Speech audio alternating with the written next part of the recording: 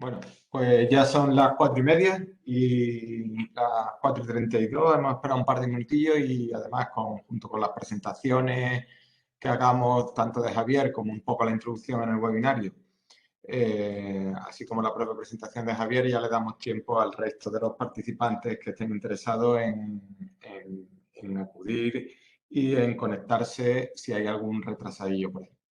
Pues bien, para mí es un honor, además una satisfacción presentar el primer webinario que hemos organizado desde el reciente proyecto que hemos puesto en marcha, que se llama empresasostenibles.com y que lo hacemos conjuntamente en relación con el Instituto de Seguridad y Bienestar Laboral, que es parte también de nuestra composición, porque será la plataforma en el que una de las actividades, uno de los objetivos que tenemos en empresasostenibles.com, que es, además de otro, además de informar y tener al día a las personas que estén interesadas en los logros que vamos consiguiendo, que van consiguiendo las diferentes empresas en sostenibilidad.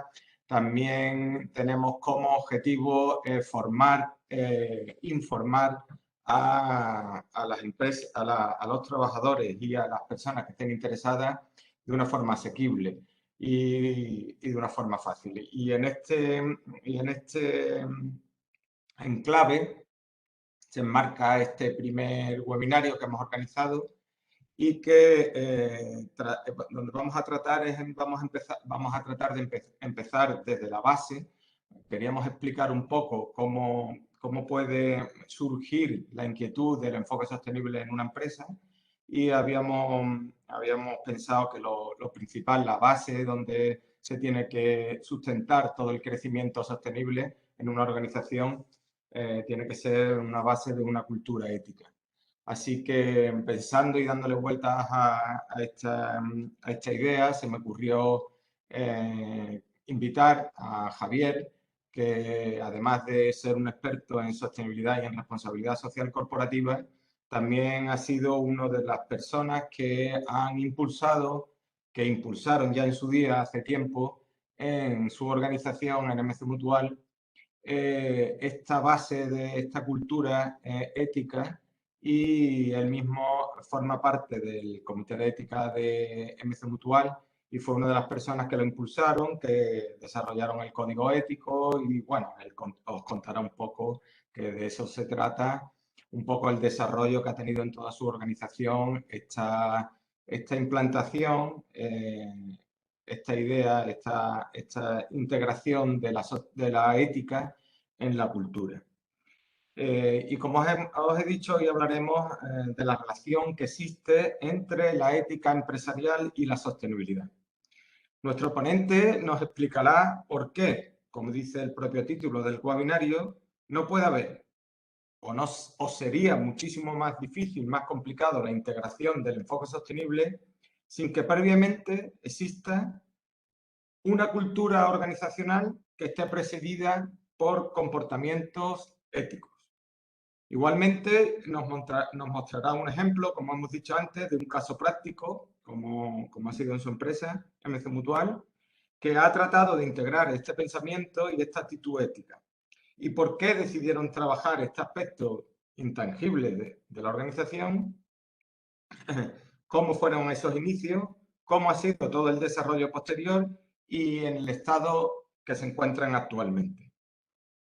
Además, siendo ya un proceso ya maduro, cómo está impactando también en la percepción del enfoque sostenible y de su implementación. Así que me gustaría dar las gracias, por consiguiente, a Javier Muñoz Álvarez, que es nuestro ponente de hoy, que entre otras muchas titulaciones es licenciado en Química Industrial, es máster en Dirección de Empresas y en Dirección de Recursos Humanos, es auditor de información no financiera en responsabilidad social empresarial y es experto, como os he dicho antes, en RSC, además de realizar un posgrado en certificaciones y auditorías para la gestión de valores y el cumplimiento. Con respecto a su trayectoria profesional, actualmente es director provincial de Cáceres en MC Mutual, entidad donde también forma parte de, como he dicho antes, de su comité de ética. preside actualmente también IDERSE, que es el Instituto de Responsabilidad Social de Extremadura, y es el delegado actual de DIRSE, que es la Asociación Española de Directivos de Sostenibilidad en Extremadura. Por otra parte, y lo que yo también considero un poco más importante para mí, es que os puedo asegurar que es un gran profesional, es un gran compañero y además es un gran amigo. Antes de dar paso a Javier, sí que me gustaría pediros que cualquier pregunta que vayáis teniendo la vayáis haciendo por el chat. Yo me estaré atento, iré apuntándolo y luego cuando abramos el turno de preguntas, pues se la iré haciendo yo directamente a Javier en el orden que la vayáis recibiendo. Pues nada más, ya sin más y agradeciendo de nuevo vuestra presencia y, por supuesto, la presencia de Javier y de su colaboración, os dejo ya con él y con la exposición de su webinario. Muchas gracias, Javier. Adelante. Muchas gracias, Jorge. Un placer. Buenas tardes a todos. Agradecer primero a tanto a Empresas Sostenibles como al Instituto de Seguridad y Bienestar Laboral por darme la oportunidad de dirigirme a vosotros en este ratito que vamos a echar esta tarde aquí en este webinar. Mi intención en estos momentos es contaros un poquillo qué es lo que queremos o qué es lo que me gustaría exponeros. La presentación ya me la ha hecho Jorge. Le agradezco mucho que me haya presentado de esta forma. Es un placer para mí también colaborar tanto con Empresas Sostenibles como con él personalmente, dado que es un excelente compañero y de batallas.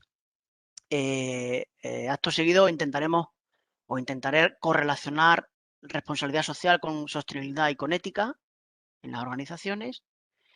Y por último, hablaré de los comités de ética en general y como caso práctico, pues hablaremos de nuestro consejo de ética en MC Mutual, que es la empresa donde desarrollo mi actividad profesional.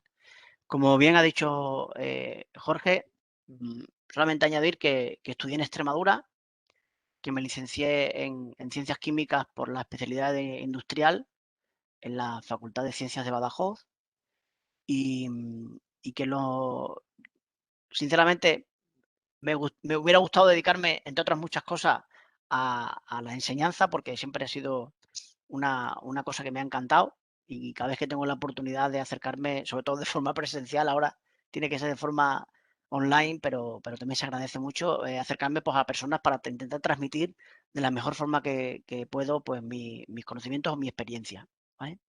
Aquí tenéis en el perfil de LinkedIn me podéis encontrar y con lo cual estoy a vuestra entera disposición para si necesitáis algo en lo que os pueda ayudar. Metiéndonos un poquito en faena, empiezo pues un poquillo viendo el cambio de nombre que hemos tenido en DIRSE. Fijaros que de Asociación Española de Directivos de Responsabilidad Social hemos pasado a ser la Asociación Española de Directores, o de Directivos, mejor dicho, de Sostenibilidad, ASG. Está claro que la tendencia es más hacia la sostenibilidad y teniendo siempre el foco, el punto de iluminación en la responsabilidad social. Desde que en 1953 Bowen hiciera una primera referencia sobre la responsabilidad social corporativa, hasta hoy, cuando las inversiones en ASG, ambientales, sociales y de buen gobierno, están creciendo de manera exponencial, este movimiento ha aumentado progresivamente su relevancia en el mundo empresarial, hasta convertirse en una de las claves, junto con la digitalización, en las que la Unión Europea quiere fundamentar el crecimiento y la competitividad de las empresas europeas. Para que se haya alcanzado esta situación han sido necesarios 70 años de historia, en los que el concepto original de RSC, mejor dicho, ha ido evolucionando progresivamente hacia el de sostenibilidad y más recientemente hacia el ASG. A pesar de que pudiera pensarse que estamos ante conceptos diferentes y no relacionados, lo cierto es que todos ellos descansan en una idea común. El objetivo de una compañía no es solo impulsar sus resultados económicos, sino también contribuir al desarrollo social y medioambiental, prestando además atención a los aspectos de gobernanza corporativa, es decir, aquellos que ponen el foco en la forma en que las empresas toman sus decisiones. Por eso, hoy tiene más sentido afirmar que los conceptos RSC, sostenibilidad y ASG son términos equivalentes, que trabajan sobre una misma realidad, la gestión de riesgos y las oportunidades asociados al desarrollo económico, social y ambiental. La sostenibilidad, a modo de resumen, impacta en creación de valor en estos nuevos puntos, ¿no? Sostenibilidad del negocio a largo plazo, conocimiento global de todos los grupos de interés, la reducción de riesgos, después también tocaremos un poquillo, la mejora de la eficiencia energética, la mayor capacidad para atraer talento y la mayor lealtad, fidelidad del cliente, valoración de imagen de marca, incremento de la credibilidad y fomenta la innovación. Estos son donde impacta como creación de valor en la sostenibilidad. Ahora, ¿qué es ética? Pues el diccionario de la Real Academia de la Lengua Española la define con varias acepciones. Yo me centraré en tres. La primera, que es recto, conforme a lo moral. El segundo, o la segunda acepción, es el conjunto de normas morales que rigen la conducta de la persona en cualquier ámbito de la vida, ética profesional, ética cívica, deportiva. Y el tercero es la parte de la filosofía que trata del bien y del fundamento de sus valores. La ética es, por tanto, el estudio filosófico que trata del bien y que es conforme a la moral. Tanto ética como moral significan originalmente carácter o modo de ser.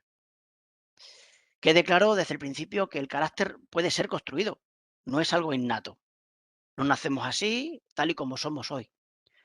Nacemos, nos construimos y formamos parte de cada día en nuestra vida, la ética. ¿Vale? Tampoco el talento es innato, pero tampoco el emprendimiento ni los hábitos. Así lo reflejan dos autores muy buenos relacionados con el emprendimiento, que son Fernando Layana y Gianluca Fioravanti, en su último libro titulado Emprendedores en el infierno. Insisto, el talento no es innato, ni el emprendimiento, ni los hábitos, ¿vale? Ni el modo de ser. La ética nos ayuda a tomar decisiones prudentes, lo que implica que nuestros actos han sido previamente analizados, estudiados y valorados. En este sentido, una gestión ética sobre la base de los valores nos ayuda a elegir bien, no solamente en el caso en concreto de nuestras actuaciones, sino a lo largo de toda nuestra vida. Hay que habituarse a hacer buenas elecciones, a tener un buen carácter, para lo cual resulta imprescindible el conocimiento previo de los fines y de los valores de la organización. Misión, visión y valores muy presentes. Sin saber cuáles son nuestros valores, es imposible elegir bien. Las organizaciones tienen un propio carácter y por esa razón tienen una ética o un modo de ser. Antes era conocida como filosofía de empresa, hoy pues como responsabilidad social de la empresa, RSE, RSC, o de las organizaciones, RSO. Con lo cual, ¿qué es ética? Pues la ética es un saber teórico y práctico que nos sirve para actuar racionalmente en el conjunto de la vida y además sirve para aclarar qué es moral, fundamentar lo moral, sin fundamentos caeríamos en el dogmatismo, que no requiere razones, y por último aplicar la moral a los distintos ámbitos de la vida. Sin aplicación práctica caeríamos en la incoherencia. Los grupos de interés cada vez están exigiendo a las empresas que las prácticas de sostenibilidad de las mismas estén alejadas de lo que conocemos como el greenwashing o lavado verde en castellano. El cumplimiento de lo que las empresas dicen que hacen o que van a hacer en materia de sostenibilidad exige un cumplimiento de carácter ético. Es decir, las empresas que quieran ser sostenibles deben ser coherentes y llevar a la práctica lo que anuncian, publicitan o informan sobre sus prácticas de sostenibilidad. Por tanto, para llegar a ser una organización sostenible, los valores éticos deben estar presentes y previamente interiorizados por el equipo humano. De este modo, será más sencillo que las personas asuman los compromisos adquiridos en materia de sostenibilidad y los lleven realmente a cabo, reduciendo el riesgo derivado del incumplimiento que tanto afecta al prestigio o a la imagen de la marca. Los objetivos de desarrollo sostenible Pues la Agencia 2030 y los ODS son un marco único que exige un listado, en un listado único, los grandes problemas mundiales que existen en cuestiones de ASG, ambientales, sociales y de buen gobierno o de gobernanza. Las metas que señalan los ODS son retos con un enorme comportamiento ético, componente ético, como es el fin de la pobreza, el fin del hambre, la salud, la educación, el trabajo decente, la paz, la justicia social. Son ejemplos básicos de dilemas éticos que están presentes en los 17 ODS a través de sus 169 metas. En este sentido, se hace necesario trasladar los comportamientos éticos a la cultura empresarial para que estos retos mundiales que suponen los ODS puedan anclarse en propósitos de las propias organizaciones. Es el momento del nuevo liderazgo ético, humano, que dirija a las organizaciones a ser sostenibles.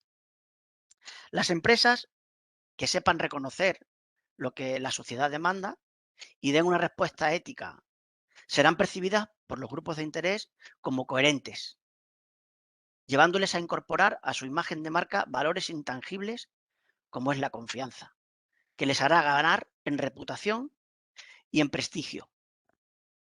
Las marcas con mayores índices de confianza consiguen mayores índices de repetición de compra, según el último estudio eTrust, que analiza este valor empresarial concreto. Concluye con que el cliente está dispuesto a pagar entre un 10 y un 20% más por un producto idéntico, pero que proceda de una marca que genera confianza.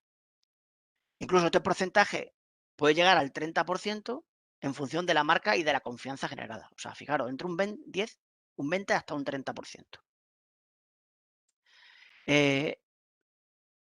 Continuamos. La ética empresarial es un tema en el al que se dedica cada vez más atención en la agenda de la alta dirección del sector privado. Las empresas saben que si no se alinean con cumplimientos normativos, ya sean nacionales o internacionales, o si alguno de sus colaboradores tiene conductas poco o nada éticas, las organizaciones pueden verse sujetas a denuncias, sanciones, crisis de reputación, incluso rechazo de los mismos consumidores. El concepto de sostenibilidad es integral porque tiene en cuenta los dos enfoques.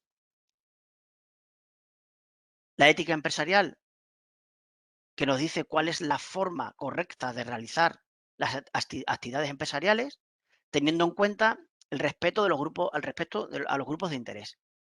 Ese es uno de los enfoques. Y el segundo enfoque es la gestión de los ASEG, que que responden a impactos ambientales, sociales y de buen gobierno o gobernanza. Es evidente que si una organización tiene o quiere adjetivarse como sostenible, debe articular bases éticas para que no solo figuren, sino que para que sean claras, entendibles y aplicables. Una herramienta que posibilita la realización de este propósito son los denominados códigos éticos o de buen gobierno, que ahora veremos. Las bases de comportamiento de una empresa articulada a través de un código de ética configuran lo que la empresa quiere representar en la sociedad. Le dará un propósito y servirá como directriz ante situaciones de éxito o de crisis, además de ser un comportamiento hecho público de actuación con sus grupos de interés y siendo estos la base donde se desarrolla la planificación sostenible de una empresa. Es fácilmente entendible la relación estrecha entre sostenibilidad y ética.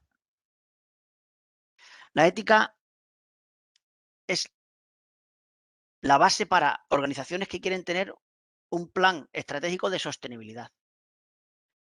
Si una empresa quiere ser sostenible, debe ser especialmente sensible con la cultura ética que reside en la propia organización, que debe partir de las capas más altas de la dirección, siendo los directivos los responsables de su real aplicación. Es complicado imaginar una empresa sostenible sin prácticas o principios que busquen justicia social o el respeto por el medio ambiente. Hemos visto que se hace esencial para una empresa, para que una empresa quiera ser sostenible, gastar primero o contar primero con una ética empresarial sólida, basada en principios y valores, lo que facilita integrar políticas y programas sostenibles y que estos sean recibidos con mayor facilidad y comprensión por los colaboradores, integrantes de su cadena de valor y por los propios empleados. Entrando ya en los comités de ética, la transparencia es el eje sobre el que pivotan las más recientes políticas y muchas iniciativas privadas. Para gestionar adecuadamente la transparencia, se suele emplear 4 herramientas básicas, que aquí os las enumero, como son el código ético o de conducta, el comité de ética o de responsabilidad social, los informes y memorias de sostenibilidad y las auditorías éticas y de responsabilidad social. Hoy nos centraremos en los dos primeros, en código ético y en comités de ética, pero evidentemente en los informes y memorias de sostenibilidad u cualquier otro tipo de documentos internos que informen del desempeño no financiero de la entidad. Y por supuesto la auditoría ética o de responsabilidad social como instrumento de valoración o de evaluación y análisis que garantiza el cumplimiento de la responsabilidad mediante el acotamiento de una determinada norma técnica como puede ser el SG21, el ERS10, el SA8000, compliance penal, prevención de la corrupción, etcétera, etcétera.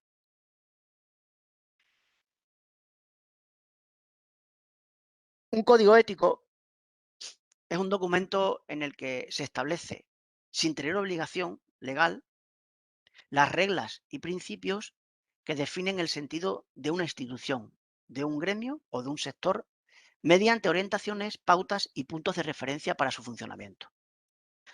Suelen denominarse, pues, desde comité de ética hasta, perdón, desde código ético hasta código de conducta, código de buenas prácticas, código de buen gobierno o códigos deontológicos.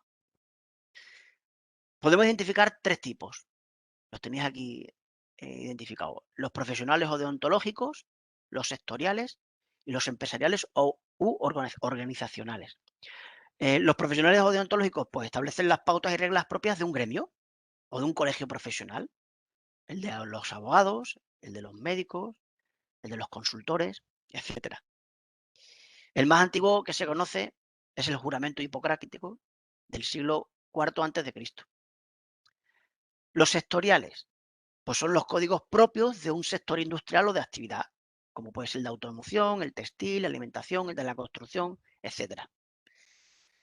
Aspectos de estos sectoriales, bueno, pues definen y potencian las buenas prácticas concretas aplicables a ese sector, por tanto se centran en las peculiaridades del mismo, potencian sinergias y la cooperación, tratan de evitar aquellas prácticas que enturbian al sector y son obligatorios solamente para aquellas organizaciones que lo hayan suscrito voluntariamente.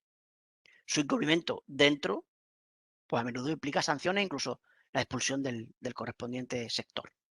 Y por último están los empresariales u organizacionales, que son los códigos que definen un proyecto común de una empresa o de una organización en concreto, como puede ser, por ejemplo, el código ético de Ferrovial, una empresa española importante, o la de Inditex, o el de MC Mutual, que será el que veremos a continuación.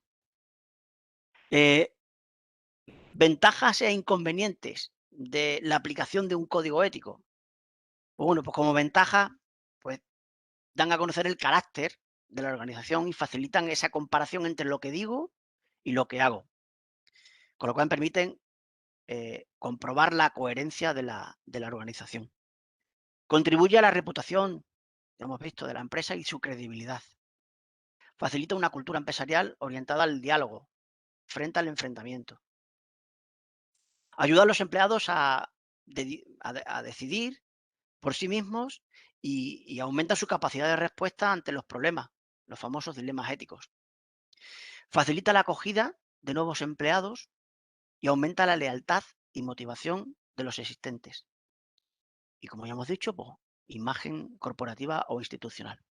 Y desde el punto de vista de los inconvenientes, pues está claro que un código ético per se no dice nada, debe formar parte de un programa de intervención ética.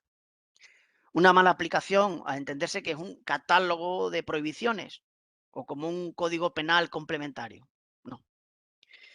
Que se instrumentalice como un elemento de relaciones públicas, lo que hemos dicho, el cosmético más que ético.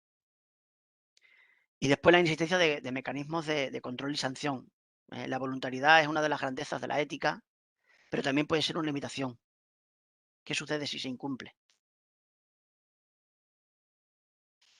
Eh, Aunque un poco antiguo, de la fuente esta que os indico aquí, se hizo un estudio en la cátedra esta de la Universidad Pompeu Fabra sobre responsabilidad social junto con Mango, en un documento en el que igual identificaron los temas y en qué porcentaje estaban en un gran abanico de códigos éticos que se estudiaron. Fijaros, pues la adhesión a la ley estaba en el 100% de todos, con el 94% la aceptación o concesión de regalos, los productos, servicios de calidad, relación con el cliente, importante, la relación con proveedores y competidores, la competencia, con el 89% por la protección de datos de la empresa, los conflictos de intereses, la salud y seguridad laboral, ¿eh?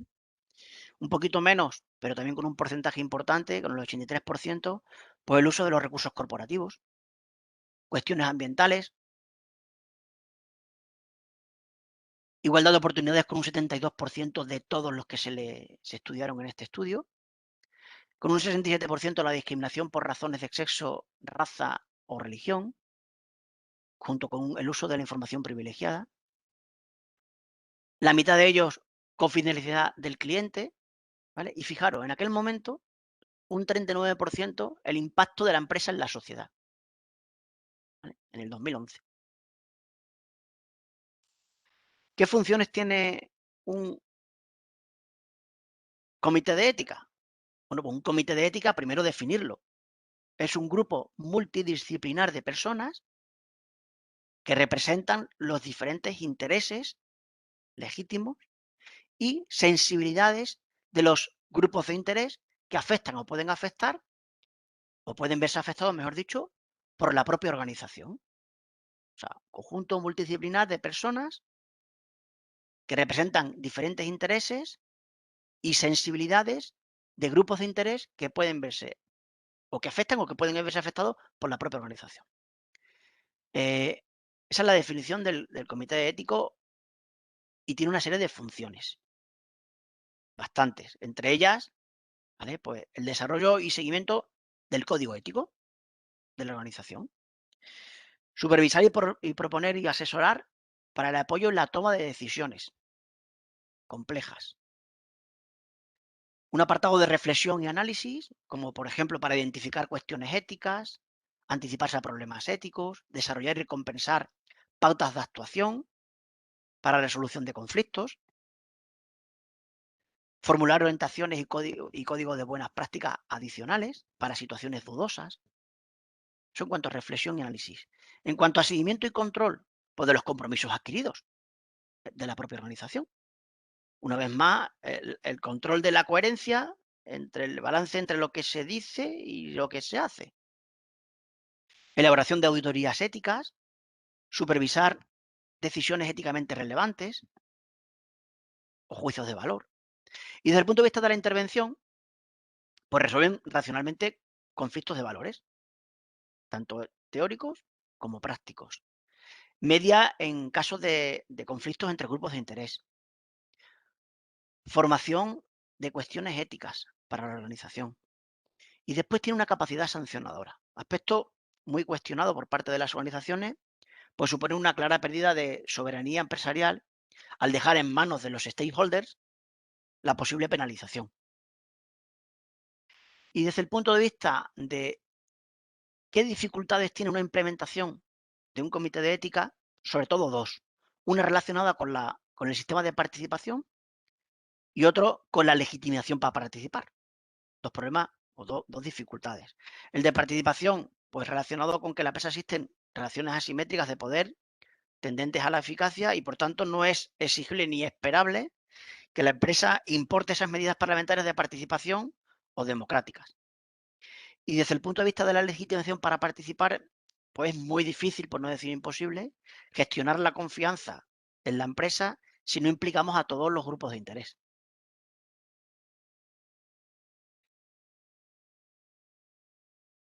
Y llegados a este punto, bueno, pues entramos ya en lo que es el caso práctico del Consejo de Ética de MC Mutual. Contar un poco quiénes somos, dónde nos encontramos dentro de nuestra estructura organizacional, cuándo se constituyó el Consejo de Ética, quiénes lo forman, qué es lo que hacemos, cuándo se confeccionó el código ético y cuál es la dinámica de trabajo. Y por último, pues contaros un poquillo hacia dónde vamos. ¿Quiénes somos? Pues MC Mutual, para el que no conozca lo que somos las mutuas de accidente de trabajo, pues ahora somos mutuas colaboradoras con la Seguridad Social. Y en concreto, nosotros somos la mutua número uno. Número uno en el sentido que tenemos más de 100 años de experiencia en el cuidado de la salud laboral, porque fuimos la primera mutua que operó en el sector. ¿De acuerdo? ¿A qué nos dedicamos? Nos dedicamos a gestionar prestaciones de seguridad social y en concreto, estos acrónimos significan gestionamos contingencia profesional, accidente de trabajo, enfermedad profesional, riesgo durante el embarazo, riesgo durante la lactancia natural, el cuidado de hijos menores con enfermedades graves, todos son contingencias profesionales. Gestionamos contingencia común, lo que es CC, ¿vale? Y gestionamos el cese de actividad de trabajadores autónomos. Eh, mm, en cuanto al volumen de recaudación que tenemos, pues estamos posicionados en la sexta, en el cómputo de las 28 mutuas que actualmente quedan en el sistema de seguridad social en España, somos la sexta por volumen de recaudación.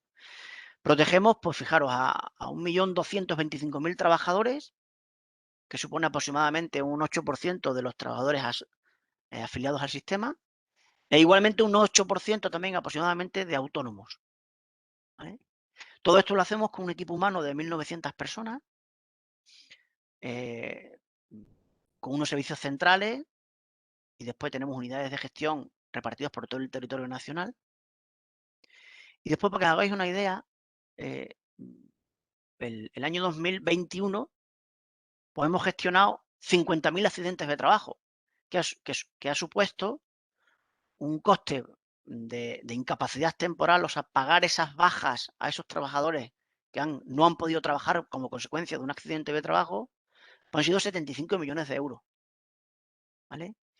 Y desde el punto de vista de las contingencias comunes, o sea, las bajas que no emitimos nosotros, sino que emiten los médicos de atención primaria, hemos gestionado 124.500 expedientes indemnizables, lo que supone, fijaros, 540 millones de euros de gasto de incapacidad temporal.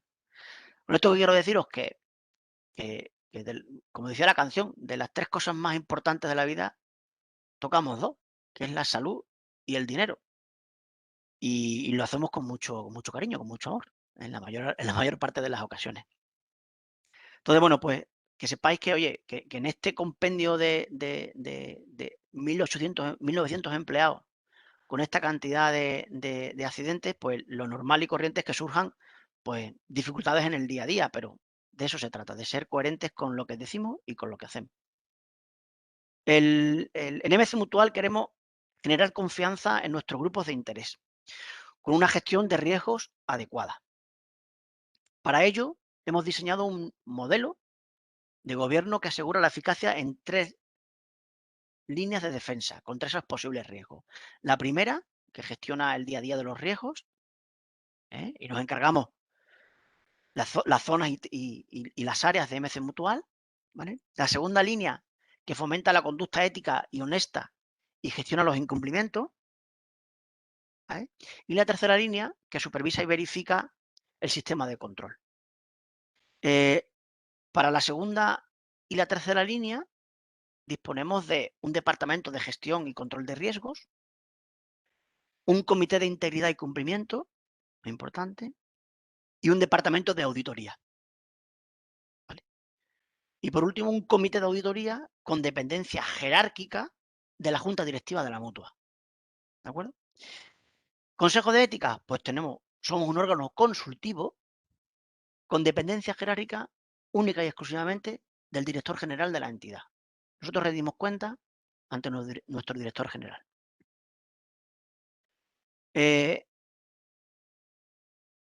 La primera reunión del Consejo de Ética fue el 13 de enero de 2011. O sea, desde enero del 2011 tenemos constituido el primer Consejo de Ética, su primera reunión, en la cual pues, definimos cuáles iban a ser las funciones del comité, qué dinámica de trabajo y determinadas funciones internas específicas, la frecuencia de las reuniones, muy importante, el buzón para contactar con el comité, fundamental, cómo íbamos a comunicar la constitución de este Consejo de Ética a la organización y una información en el portal del empleado que estuviera próxima, cercana a los 1.900 empleados que os hemos dicho que somos en nuestra entidad.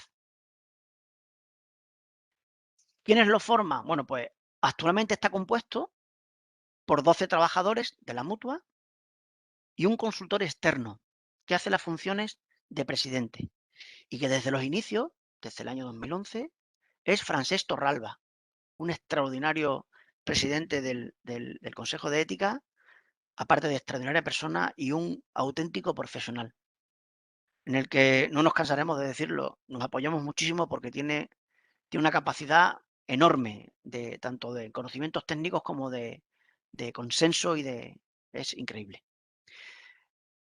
Por el comité han pasado 20 personas ya, porque nos vamos renovando. Es fundamental renovarse. Y han pasado, insisto, 20 personas. Pero siempre han estado representados los servicios centrales y los territorios, siempre, personal de administración y sanitarios, siempre, y siempre ha sido paritario. Siempre ha sido paritario. ¿Qué hacemos? Pues como ya he comentado, el Consejo de Ética de MC Mutual es un órgano consultivo presidido por un experto externo e integrado por profesionales de la propia organización, procedentes de distintas disciplinas y de áreas territoriales cuyo fin, importante, promover la cultura ética en MC Mutual. Ese es el primer pilar. Segundo, asesoramos a los profesionales en la resolución de dilemas éticos derivados de la práctica profesional. Acordaros, 50.000 accidentes de trabajo con baja, 125.000 expedientes indemnizables de contingencias comunes, muchísimo personal sanitario, muchísimo personal de administración. Y por último, elaboramos documentos y guías para fortalecer las buenas prácticas en el seno de nuestra organización. El primer código ético de MC Mutual se publicó en 2009. En el 22 de octubre del 2015 se inició el proceso de revisión de ese código ético y la actual versión es de febrero del 2019. ¿Vale? Este código ético, pues, lógicamente es público, lo tenéis en la página web, está a disposición de todo el mundo. Tiene una presentación, unos fundamentos y unos compromisos, y después identifica estos grupos de interés, usuarios y usuarias, empresas asociadas y colaboradores, empresas proveedoras, el equipo humano, los órganos de participación y gobierno de la mutua, la propia administración, el sector y la sociedad en general. O sea, estamos hablando de 8 grupos de interés diferentes. Y por último, el código ético pues tiene un apartado de los miembros que integramos este código. Para cada grupo de interés, hay descritos unos comportamientos éticos y asociados a esos comportamientos éticos unas buenas prácticas. Queda perfectamente definido lo que es lo que queremos con los grupos de interés, adquiriendo unos compromisos y unas buenas prácticas. Tenemos una dinámica concreta que es muy importante y creo que es lo que nos está dando los mejores resultados. Una dinámica de trabajo muy específica en la cual desde nuestros inicios tenemos unas bases de 14 puntos y son las que aplicamos dentro de cada una de las reuniones que tenemos en el Consejo de Ética. Nos reunimos cuatrimestralmente, como norma general, pero en ocasiones hemos realizado alguna sesión adicional. Desde el 30 de octubre del 2019, como consecuencia de la pandemia y por la COVID-19, hemos empezado a realizarlas online utilizando la herramienta Teams del Office 365 y últimamente hemos empezado, bueno, pues a hacerlas un poco híbridas, ¿eh? De tal forma que cuando nos reunimos, pues hay varios compañeros que se pueden llegar a juntar en algún punto, por ejemplo, los que están en los servicios centrales, y el resto estamos en nuestro despacho. Lo primero que hacemos es fijar la fecha de la siguiente reunión, muy importante. Leemos y aprobamos el acta de la sesión anterior. Una píldora formativa que normalmente nos la está impartiendo el presidente, el Francesc Torralba.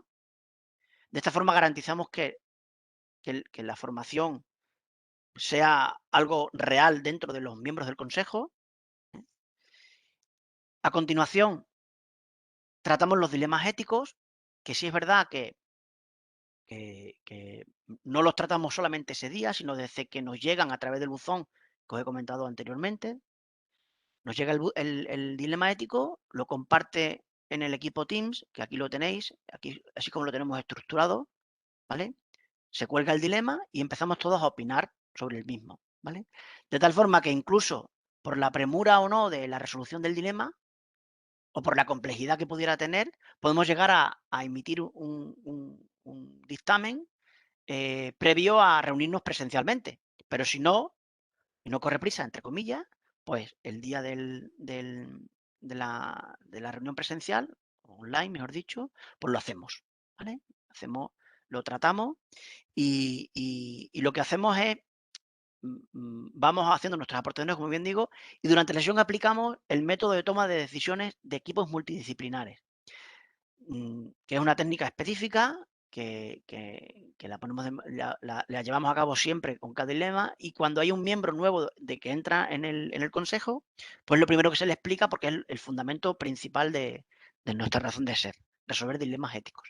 A continuación, pues tratamos un documento o una guía que estemos tratando, que por ejemplo ahora vamos a empezar a trabajar, ya hemos empezado a trabajar con un documento sobre valores.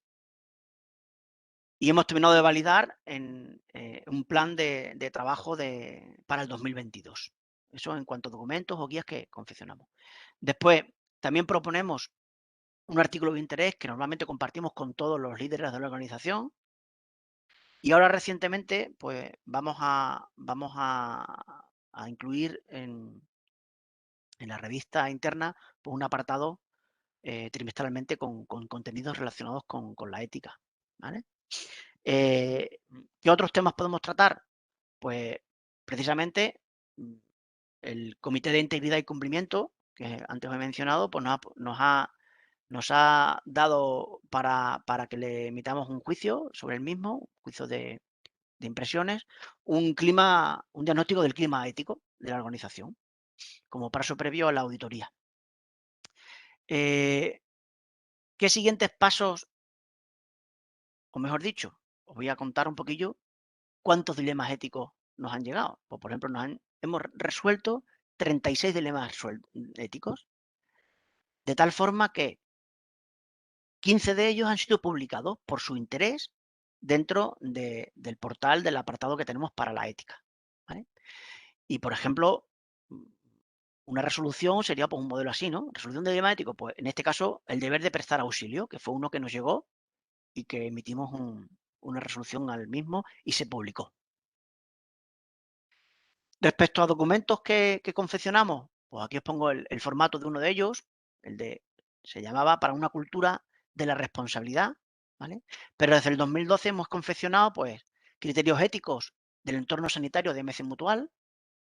En el 2015 hicimos un documento específico sobre criterios éticos en la valoración, tipo de contingencia y gravedad de las lesiones, que os puedo asegurar que trajo mucha cola, porque tocamos temas muy sensibles, pero conseguimos sacarlo adelante y consensuado, y fue un documento muy importante. Ese mismo año se preparó uno sobre el respeto, fijaros, capital ético de la organización. Esto del respeto nos ha dado pie a hacer un extraordinario plan de comunicación interno, donde hemos ido sacando a base de píldoras una serie de piezas dentro de este documento, que aunque es público y todo el mundo lo puede acceder, al final hablamos de que la comunicación es fundamental y es un caballo de batalla importante, ¿no? Para nosotros y para todas las organizaciones. Ya no solamente de forma externa, sino de forma interna. En el 2016 hicimos otro relacionado con la cultura de la responsabilidad. Y el último que hemos puesto en pie, fijaros que es hacia una cultura de la transparencia, en el 2019. Actualmente, como os comentaba, estamos con el de los valores.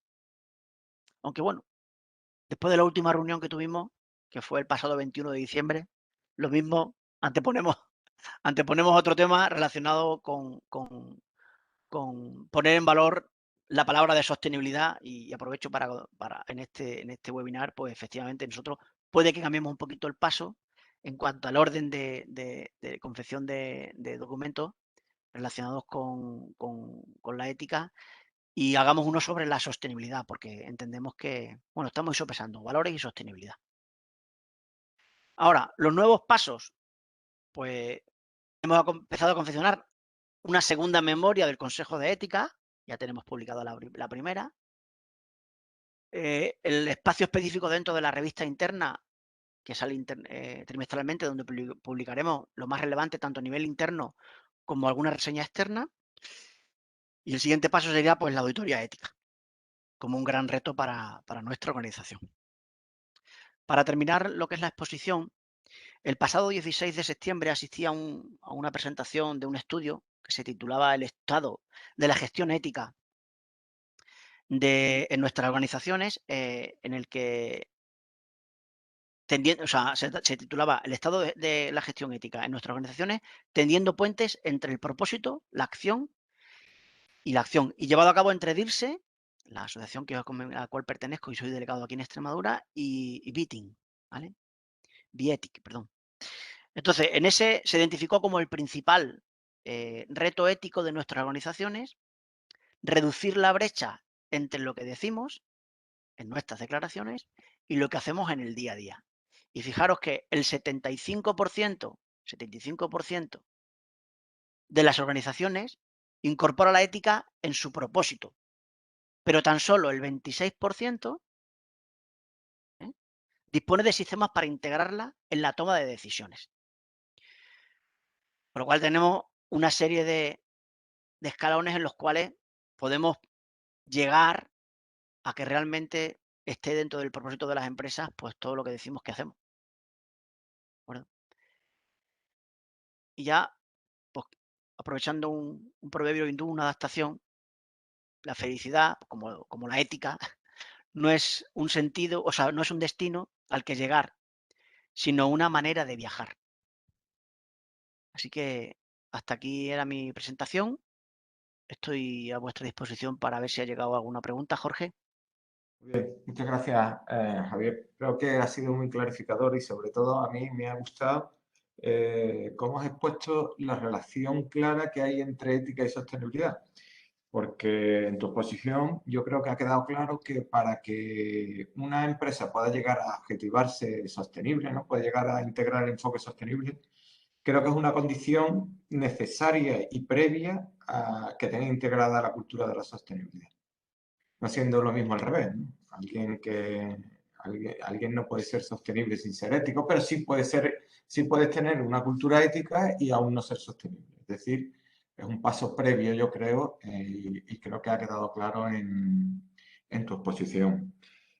También me ha gustado mucho cómo has diseccionado desde el principio cómo se desarrolló el comité de ética como primer paso para poder integrar la cultura ética en una empresa. Creo que es una herramienta indispensable dentro de las organizaciones que quieren integrar una cultura ética y que quieren cambiar una cultura, a lo mejor de un objetivo un poco más economicista, que vea un poco más el corto plazo, hacia una visión un poco más a medio y largo plazo, y que quieran empezar por integrar una cultura ética en su empresa, creo que es indispensable contar, sobre todo en aquellas empresas que tengan ya una estructura, una dimensión determinada, contar con una herramienta fundamental que dirija ese paso. Entonces, a raíz de ahí, sí que nos han llegado algunas preguntas. La primera que te voy a hacer y que me ha llegado a través del chat, me decía que con respecto a la capacidad sancionadora de los comités de ética, ¿tú crees que sí son necesarios? Y concretamente, si en el tuyo, si en el de AMC Mutual, tenéis esa capacidad recogida dentro de vuestras funciones. Muy bien.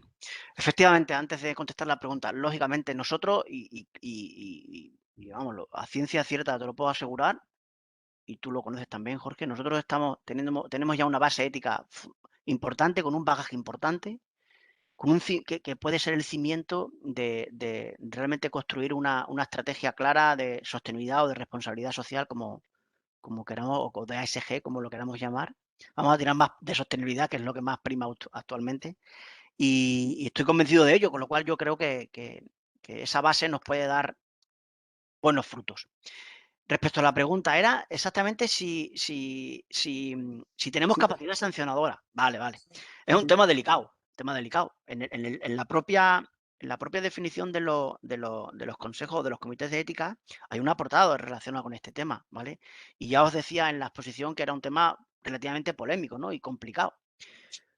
Nosotros no tenemos capacidad sancionadora. En el Consejo de Ética, que así es como nos llamamos actualmente, de Comité de Ética hemos pasado a Consejo de Ética, en MC Mutual no tenemos capacidad sancionadora. Lo único que, mm, lógicamente, a nosotros nos llegan dilemas éticos que en algunos casos no llegan a ser ni dilemas éticos, sino son situaciones que perfectamente se pueden reconducir, pues, al departamento de personas o al área de personas o al área de prestaciones o al área de acción social, tal.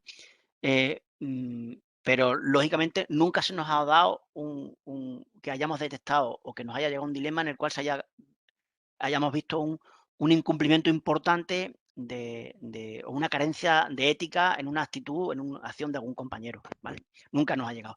Pero si nos llegara, lógicamente, también os he hablado de él, tenemos un comité de integridad y cumplimiento, que ese comité si analiza más esa parte de sanción que pudiera ir acarreado a un incumplimiento en materia de ética, o en materia de incumplimiento normativo. Pero como tal, nosotros no tenemos esa capacidad sancionadora. Muy bien, gracias, Javier. También me llega otra cuestión que me parece muy interesante además y que tiene relación con que nos preguntan sobre el apoyo que se ha tenido desde la dirección y cómo se gestiona ese apoyo, cómo se incorpora a la dirección general, sobre todo, porque has dicho que el comité, el Consejo de Ética depende directamente del director general. ¿Cómo se incentiva ese apoyo desde el comité de ética? Entiendo que tiene la función, evidentemente, de intentar desarrollar la cultura ética, ¿no?, en la organización, pero también tiene la obligación, digamos, de intentar incorporar a la dirección general, porque al final el que manda es el que manda, y si el que Claro. manda no, Mira, no es ejemplar ni se apoya el comité, ¿no? Yo creo que va por ahí la pregunta. ¿Cómo gestionáis esa relación con la dirección general? sí. Mira, nosotros, como os he comentado, somos un órgano de 12 personas, ¿vale? Que tenemos un presidente, que es un consultor externo, y tenemos un secretario con una compañera nuestra. Nosotros como decía antes, nosotros solamente tenemos que rendir cuenta con la dirección general. Y la dirección general está convencida. Si no estuviera convencida, yo creo que no. Y hemos tenido ya 2 directores generales desde que desde que tenemos el comité, primero el código, después el comité de ética, el consejo de ética. Con lo cual yo creo que la propia dirección general está convencida de nuestra aportación, ¿vale? Y que se fía de lo que nosotros le reportamos.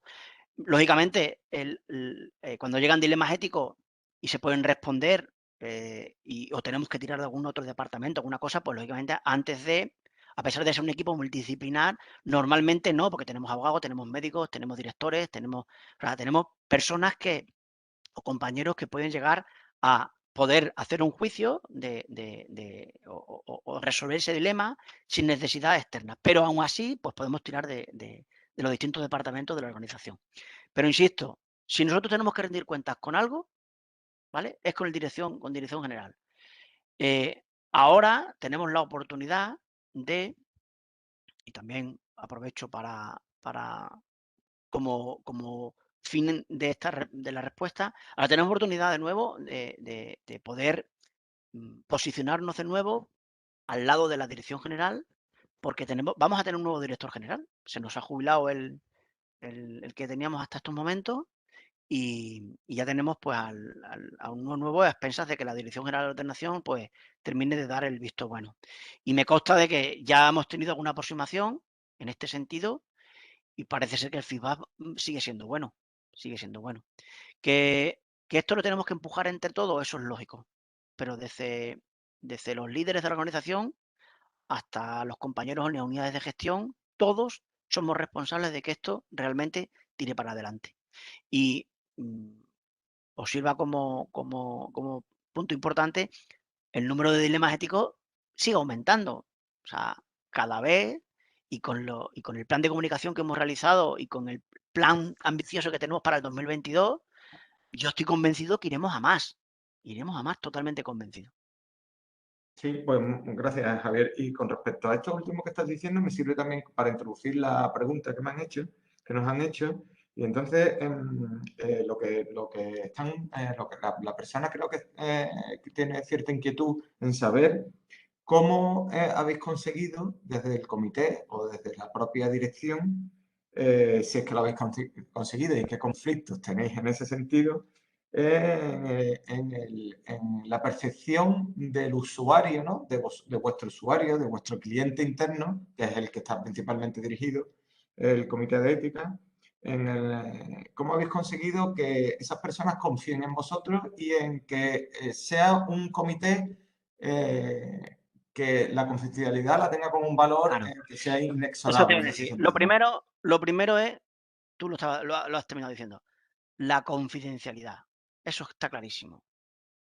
Nosotros somos muy escrupulosos en guardar esa confidencialidad dentro del comité, nuestras valoraciones y, por supuesto, del que hace, el que propone un dilema, ¿vale? Otro punto muy importante que nos da credibilidad, creo, que es la pronta respuesta. No podemos, o entendíamos que no podía entrar un dilema o sea, si el último fue el 10 y no sé cuántos de diciembre que hemos tenido, imaginaros que nos hubiera entrado un dilema el día 20 de diciembre, ¿vale?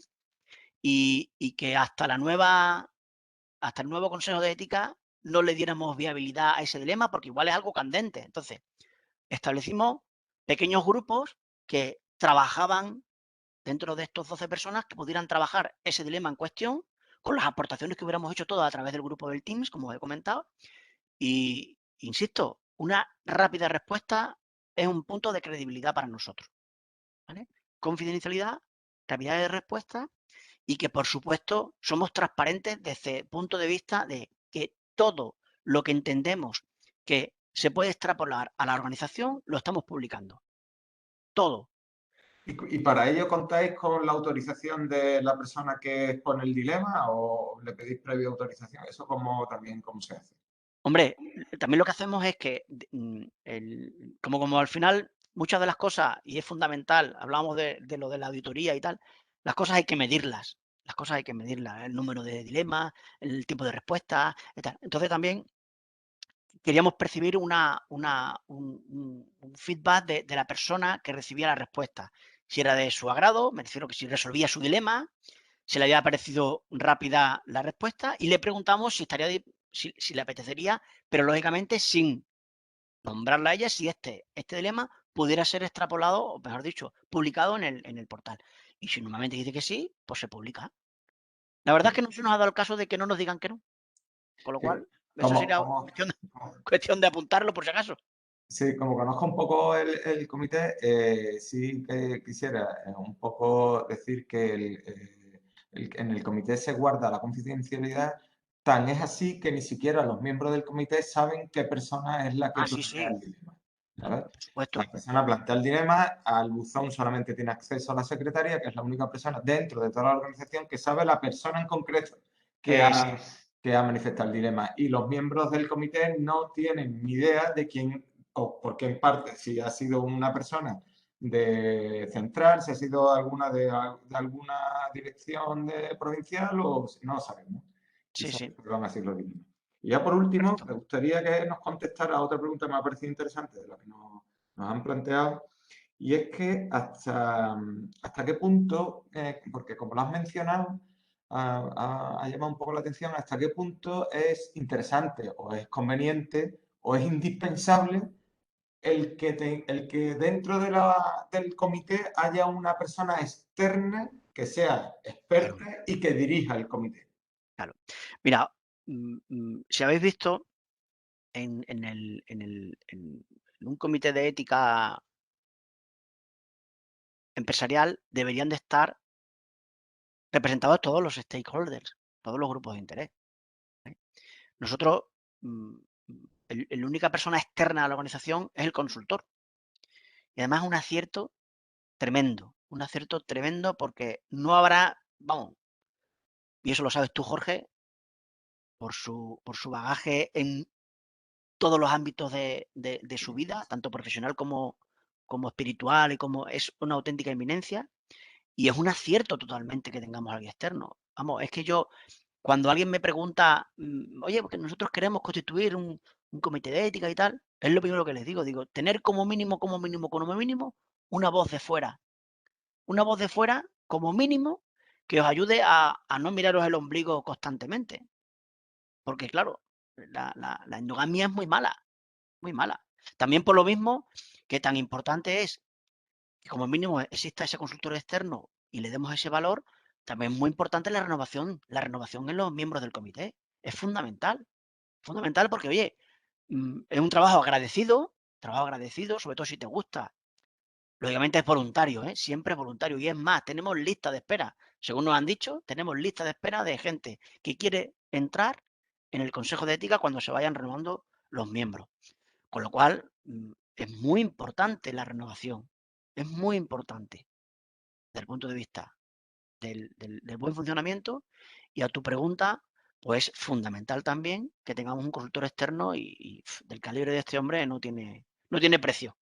Sí, sí, Francesc Torralba, Y lo sabes, podéis y lo sabes de sobra. sí, si estáis interesados, a los asistentes podéis buscarlo. Es un hombre que ha escrito más de 100 libros y que, bueno, es catedrático de ética aplicada en no, en la Ramon Llull. Y la Monjul. En la Ramon Llull, sí, sí. Y bueno, además escribe sobre muchas cosas, no solamente de ética, escribe de espiritualidad y escribe de deporte, escribe, en fin, es una eminencia. La verdad es que es un encanto de Bueno, persona. con esto terminamos porque además, mira, una horita, que es lo que teníamos previsto entre la Muchas gracias. exposición y las respuestas. Quería agradeceros a todos los que habéis participado, vuestra presencia y vuestra participación activa. Y por aquí he visto algunos agradecimientos y he visto a alguien que nos está diciendo que sigamos haciéndolo, que sigamos haciendo y organizando webinarios. Quería responderle que sí. De hecho, quería despedirme con el anuncio del webinario que vamos a tener. Vamos a intentar hacer uno cada mes, más o menos. Ya tenemos los 2 meses siguientes, ya lo tenemos previsto, tanto el de vamos a hacer en febrero como el de marzo, y sí os puedo anunciar que el de febrero, el siguiente será de la Agenda 2030 y concretamente de cómo aplicar, cómo integrar esta Agenda 2030 y estos Objetivos de Desarrollo Sostenible, sobre todo dirigido a las pymes, porque las grandes empresas ya sabemos que cuentan con sus propios departamentos de sostenibilidad y sus propios departamentos de RSC y ya ahí tienen suficientes recursos, tanto humanos como económicos, para poder desarrollar e integrar estos temas. Así que nos vamos a volcar un poco en la formación o la información a las pymes de cómo podemos integrar el ODS y los ODS y la Agenda 2030 en nuestra actividad diaria. Para ello vamos a contar con una persona que está muy versada, que de hecho ha publicado un libro, no hace ni un mes, ha publicado un libro que concretamente va dirigido a este tema y que en cuanto me he puesto en contacto con él, se ha ofrecido, por supuesto, a dar una pequeña charla como la de Javier, donde nos ilustre y donde nos motive a integrar todos estos enfoques, todos estos aspectos que tienen que ver con la sostenibilidad y con la ética en la empresa. Pues sin nada más, muchas gracias a todos. Javier, muchas gracias. Nos A vemos vosotros, a vosotros. y ya nos vemos en en el siguiente webinario. Muy bien, gracias a todos. Gracias. Hasta luego. Adiós. Hasta luego.